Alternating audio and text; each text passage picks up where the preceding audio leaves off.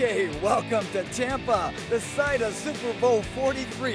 Hey, Super Bowl Wayne here with the big crew. Behind me, you see the water taxi. They say media rides are free. I need to take a free ride on that one, let me tell you. Also, here we are at the Media Center at the Tampa Bay Convention Center. Oh, excuse me, it's Tampa, Florida Convention Center. We're having a lot of fun getting everything set up for the radio shows on ESPN 1420. Make sure you look and listen to SuperBowlWayne.com. I'm telling you, like they always say here, you ain't seen nothing yet. It's quite simple. It's my goal that we embrace all that comes with being in the Super Bowl. We're not going to come down here and have the mentality that we're going to be resistant of the obligations that we have. We're going to be resistant of these opportunities to visit with the media and so forth. You know, we're down here to play. We're down here to win. But there are a lot of things that come with that. There are 30 other teams that I'm sure would love to have the burden that we have this week. So from that standpoint, we're going to embrace it. And I've encouraged the guys not only this week, but last week in preparation for us coming down here, that we were going to have that mentality. There's going to be joyful lifting for us, if you will, in terms of some of the tasks that we have to do to go with this football game. We're taking Hines day to day. Don't expect to see him on the practice field on Wednesday, because Hines doesn't practice on Wednesday, you know. A nice relationship thing that he and I have.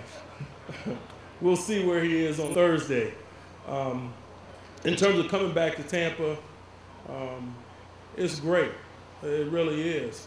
I'm familiar with the area. I know a lot of great people here. Spent 5 great years here, professionally and personally with my family. My wife did not wait on us to get down here. She's been down here since Saturday. So that lets you know where Tampa is with her. It's a great opportunity. But at the same time, I would cherish this opportunity no matter where it was. The fact that it's here in Tampa and this level of comfort and familiarity just makes it sweeter, but it's pretty sweet anyway. You know what, Coach Wiz was great because he never tried to change who I was. He really just kind of helped me and taught me this offense, and that was one of the first things he said is, I'm not going to change the style of play, the way you play the football game, because I like the way you play it. So you have to respect the guys like that. You know what, that's the $1 million question everyone's been asking all week. And you know what, when push comes to shove, it's the guys are playing football on the field. You know, I mean, you can only coach so much. Just like Coach Tomlin is only going to have so much of an effect in this game, as Coach Witherspoon is, as Russ Grimm is for them, or you know, who knows for us. So it's all about the players playing. And you know what? Come on, Bob. You know, it's about the players. I don't know how much it'll help or hurt.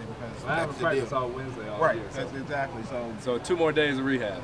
So Thursday you expect to be out there, and Thursday I plan on. I mean, I've been doing that all year, so I don't see nothing changing. I mean, Wednesday I might give it a test to jog around and see how it feels, and we'll take it from there. It's one day. I can't predict the future. It is. That's something that's real big about our organization. We like to stay within. We're not real big on, we don't go outside the organization, try to bring in big-time free agents.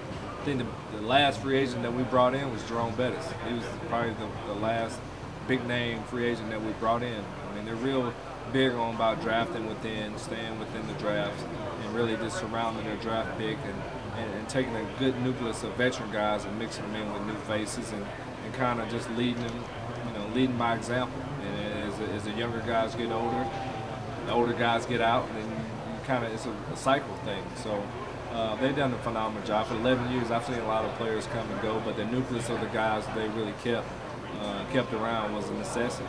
Re-signing James Ferrier to an extension where he's 32, 33. Really shows a lot of faith that it doesn't matter if you're out there performing and like you should. Then it's great to have seeing that they can sign some of their veteran guys back who are great not only great players on the field, but great locker room guys, and to keep that leadership around means big. He gave this to you in Detroit. I'll give you another one here while you're in Tampa. Appreciate it. Thank we'll you. catch you tomorrow in uniform, all right? Appreciate it, I bro. appreciate everything. I hope you're feeling better, man. Oh, I am. Thank you. No, you look good. You feel good. I say a lot of prayers for you. Okay, bye-bye. Aloha, this is Yeney Amaro reporting from Hawaii 5-0 Sports Media. We're here reporting from the Arizona Cardinals' first press conference this week here in Tampa, Florida. Stay with us. We'll have some more interviews with some awesome players. Stick around and you might see some more stuff to come. You know, I think it was the New England game. I think that was really when guys really knew we couldn't just sleepwalk into the playoffs. We're going to have to turn this thing around. Guys are going to have to do the little things in practice. Just go the extra mile to make sure that we weren't going to be getting embarrassed like that again. Practice turned up, meetings were turned up. Everything was it's a newfound vigor in the locker room, and guys really got it going.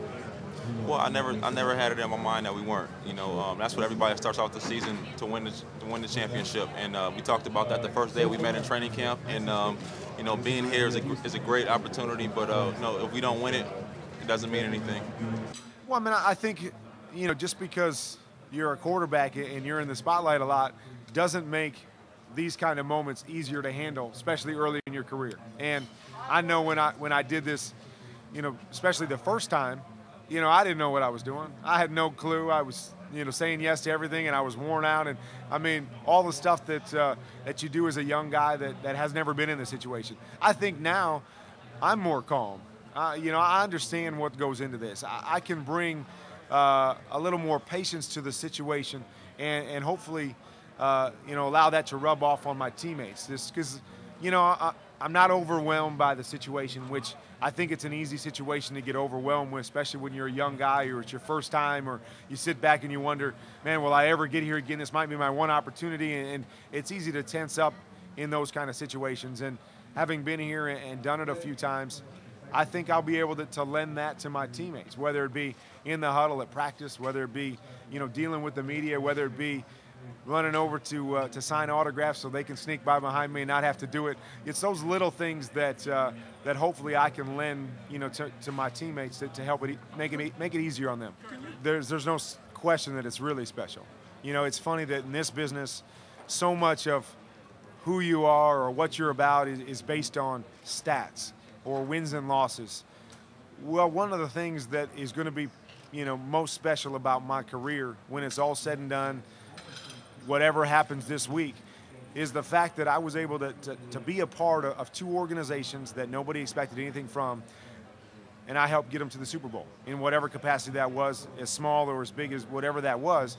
That's something that I will hang on to for a lifetime, and that's something that will, you know, when I'm talking to people, that'll be one of the things that defines my career and will be most special to me. And, you know, stats, you know, they are what they are. Bottom line is you want to impact the places you go and the people that you're around, and I hope that I've done that in my football career, both on and off the football field, and now I think that's one of the things that will be most special to me. Well, I didn't really look at it as far as history goes because I didn't think that really had anything to do with what we were trying to get done. I looked at where the team was, what type of players they had, what type of support we were going to get from Mr. Bidwell and Michael, all things that I felt very good about. And then I think that I had the great fortune of working for an organization like the Pittsburgh Steelers with Mr. Rooney and working under Coach Cowher, which gave me an idea of what it took to be successful. And I believe that we brought a lot of that with us from the standpoint of how we prepare, how we practice, what we expect of our players. And we've just been consistent with our message. And I think that really it's something that takes time. If you believe strongly in what you're doing, it takes getting your team on the same page, and I think that that's what we've done. And it really, obviously, came to fruition for us in the playoffs this year as far as if you do it this way, it gives you a chance to be successful. Yeney Amaro from Hawaii 5-0 Sports Media. As a young boy, I'm sure you played football growing up with the neighborhood kids. Did you ever envision yourself making it this far? Not just that, but do you have a life motto you live by and you try to transcend that with your players? Well, when I was a young boy playing football, I always envisioned myself as a pro player, which I think a lot of young kids do and young boys do. And I was just very fortunate that I had a number of very good role models as I was growing up. much like Bill Curry, who was an outstanding role model for me as a college football player where I started out.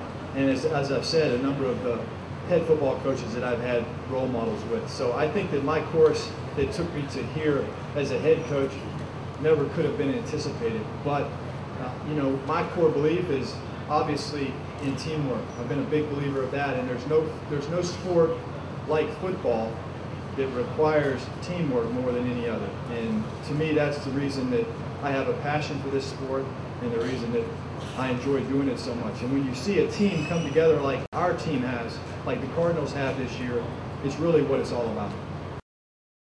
Hi there, this is Tony Bruno, and you're watching the Super Bowl Wayne Show with my good buddy Wayne. We've been to like 50 Super Bowls together now.